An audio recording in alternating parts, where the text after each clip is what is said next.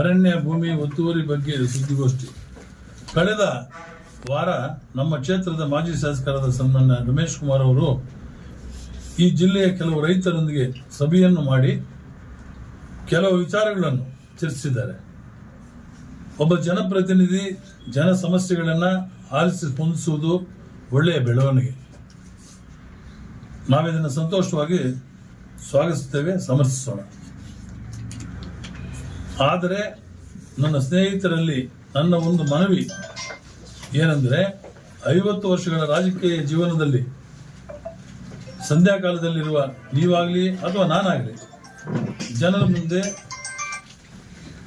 ನಿಮ್ಮಿಂದ ಆಗುವ ತಪ್ಪುಗಳು, ನಮ್ಮಿಂದ ಆಗುವ ತಪ್ಪುಗಳನ್ನು ಒಪ್ಪಿಕೊಂಡು, ನಮ್ಮಿಂದ ಆಗುವ ತಪ್ಪುಗಳನ್ನು ಒಪ್ಪಿಕೊಂಡು ಸತ್ಯ ಸಂಗತಿಗಳನ್ನು ಮಾತಾಡಬೇಕು.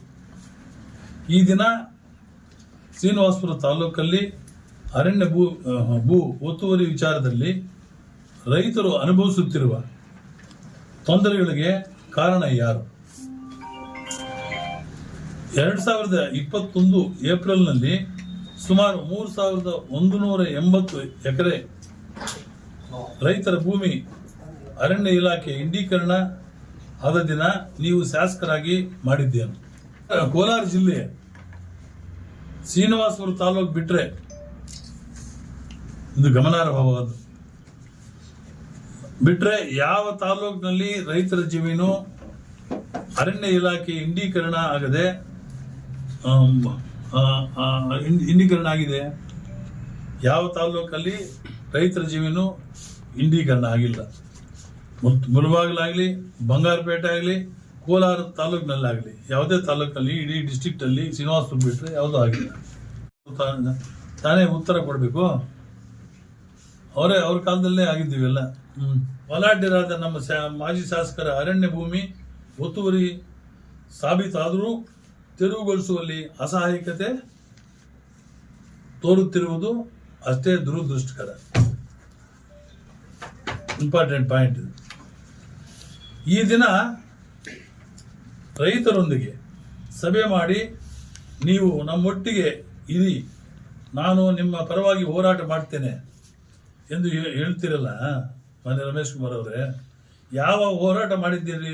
ಮಾಡ್ತೀರಿ? ಯಾವಾಗ ಯಾವ ಹೋರಾಟ ಮಾಡ್ತೀರಿ? ರೈತರ ಭೂಮಿ ಅರಣ್ಯ ಇಲಾಖೆಗೆ ಇಂಡೀಕರಣ ಆಗಿರುವುದನ್ನು ವಾಪಸ್ಸು ರೈತರ ಹೆಸರಿಗೆ ಮಾಡಿವ್ರಾ? ಇವು ಮಾಡೋದಕ್ಕಾಗುತ್ತಾ? ಸುಮಾರು 2000 ಎಕರೆ ರೈತರ ಜಮೀನಿನಲ್ಲಿ ಇದ್ದ ಎಲ್ಲ ಬೆಳೆಗಳನ್ನು ನಾಶ ಮಾಡಿ ಒಕ್ಕಲೆಬ್ಬಿಸಿದ್ದವರನ್ನು ಮತ್ತೆ ಈ ಭೂಮಿಗೆ ಕರೆದುಕೊಂಡು ಹೋಗಿ ಅವರನ್ನು ನಷ್ಟ ಪರಿಹಾರ ಕೊಡಿಸಿದ್ರೆ ಆಗುತ್ತಾ? ಅಧಿಕಾರದಲ್ಲಿದ್ದಾಗ ರೈತರ ಬಗ್ಗೆ ಕಾಳಜಿ ಇಲ್ಲ, ಕ್ಷೇತ್ರದ ಜನರ ಯೋಗಕ್ಷೇಮದ ಬಗ್ಗೆ ಜವಾಬ್ದಾರಿ ಇಲ್ಲ. ಈ ಕ್ಷೇತ್ರದ 6 ಸಲ ಶಾಸಕರಾಗಿ, 2 ಸಲ ವಿಧಾನಸಭಾ ಅಧ್ಯಕ್ಷರಾಗಿ, 1 ಸಲ ಮಂತ್ರಿಯಾಗಿ ಎಲ್ಲ ಅಧಿಕಾರಿಗಳನ್ನು ಅನುಭವಿಸಿ ಸಂವಿಧಾನಿಕ ಹುದ್ದೆಗಳನ್ನು ಅಲಂಕರಿಸಿ ನೀವು ಈ ಕ್ಷೇತ್ರದಲ್ಲಿ ಕ್ಷೇತ್ರದ ಜನರು ಅನುಭವಿಸುತ್ತಿರುವ ಎಲ್ಲ ರೀತಿಯ ತೊಂದರೆಗಳು ಮತ್ತು ಯಾತನೆಗಳಿಗೆ ಕಾರಣವಲ್ಲವೇ? ಅಧಿಕಾರದಲ್ಲಿದ್ದಾಗ ಕ್ಷೇತ್ರದ ಮತ್ತು ಜನರ ಬಗ್ಗೆ ಜವಾಬ್ದಾರಿಯಿಂದ ನಡ್ಕೊಳ್ಳಲೇ ಇಲ್ಲ. ಇದನ್ನ ನಾನು ಮಾತ್ರ ಹೇಳುತ್ತಿಲ್ಲ. 2023 ಡಿಸೆಂಬರ್ 20ರಂದು ಬೆಂಗಳೂರು ವಿಶೇಷ ಜನಪ್ರತಿನಿಧಿಗಳ ನ್ಯಾಯಾಲಯ ನೀನೇ ನನ್ನ ಮೇಲೆ ದಾಖಲಿಸಿದ್ದ ಮೊಕದ್ದಮೆಯಲ್ಲಿ ನನ್ನ ಮೇಲೆ ಕೇಸ್ ಹಾಕಿದ್ರು.